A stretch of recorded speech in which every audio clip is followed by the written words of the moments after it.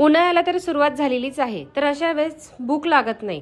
मग ही आंबट तिखट कैरी पुदिन्याची चटणी एकदा नक्की ट्राय करून बघा। करायला सुद्धा खूप जास्त वेळ लागत नाही, अगदी 2 मिनिटात ही चटणी बनवून तयार होते आणि खायला सुद्धा तेवढीच अप्रतिम लागते। ही चटणी जेवणासोबत खाल तर जेवणाची चव दुप्पट होते। ही चटणी खाल्ल्यामुळे पोटाला छान असा थंडावा मिळतो। चला तर मग लगेच चटणी करायला घेऊया। तर त्यासाठी मी या ठिकाणी एक कैरी स्वच्छ धुवून घेतलेली आहे। तर मी या ठिकाणी तोतापुरी कैरी घेतलेली आहे। ही कैरी खूप जास्त आंबट सुद्धा नसते, छान अशी चटपटीतपणा यावा यासाठी मी या ठिकाणी एक अख्खी कैरी वापरणार आहे।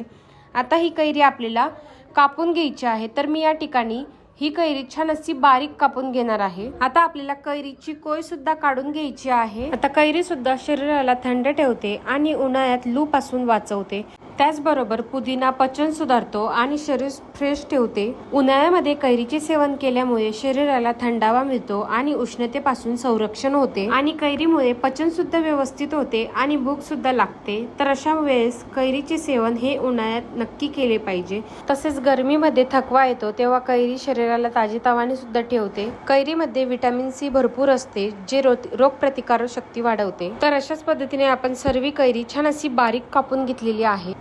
त्याचबरोबर एक कैरी आपण छान बारीक कापून घेतली। नंतर 6 ते 7 लसणाच्या पाकळ्या घ्यायच्या, 4 हिरव्या मिरच्या घ्यायच्या, मिरचीचे प्रमाण कमी जास्त सुद्धा करू शकता। एक मोठा चमचा आपल्याला साखर घ्यायची, चवीनुसार मीठ घ्यायचे आणि मूठभर आपल्याला इथे ताजी पुदिन्याची पानं घ्यायची आहे। तर या ठिकाणी मिक्सरचं भांडं घेतलं आहे, त्यामध्ये घेऊया बारीक चिरलेली कैरी। आता कैरीचे प्रमाण तुम्ही आवडीनुसार कमी जास्त सुद्धा करू शकता। मी या ठिकाणी संपूर्ण एक कैरीचा वापर करत आहे।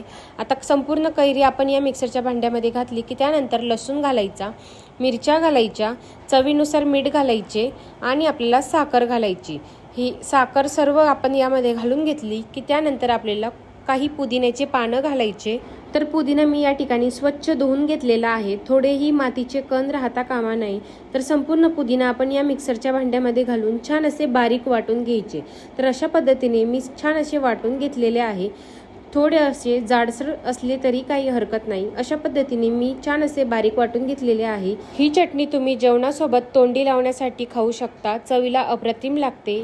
फक्त ही चटणी फ्रीजमध्ये ठेवायची, आपल्याला जेव्हा लागेल तेव्हा फ्रीजच्या बाहेर काढून खायला घ्यायची, तेव्हा सुद्धा ही चटणी छान अशी थंडगार होते आणि खायला सुद्धा तेवढीच छान लागते। तर अशा प्रकारे आज आपण मस्त कैरी पुदिन्याची चटणी कशी करायची ते बघितली।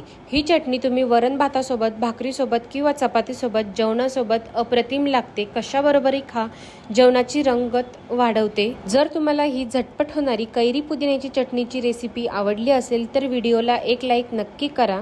अजून अशा झटपट रेसिपीसाठी माझ्या चॅनलला नक्की सबस्क्राईब करा। तुम्हाला ही चटणी कशाबरोबर खाणार आहात ते कमेंटमध्ये नक्की सांगा। पुन्हा भेटूया अशाच एका नवीन रेसिपी सोबत, तोपर्यंत धन्यवाद।